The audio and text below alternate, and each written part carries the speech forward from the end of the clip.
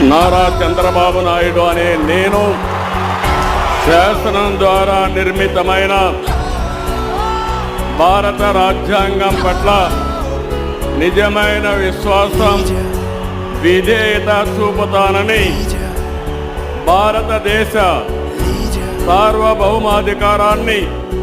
సమగ్రతను కాపాడుతానని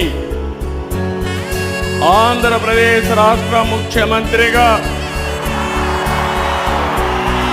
నా కర్తవ్యాలను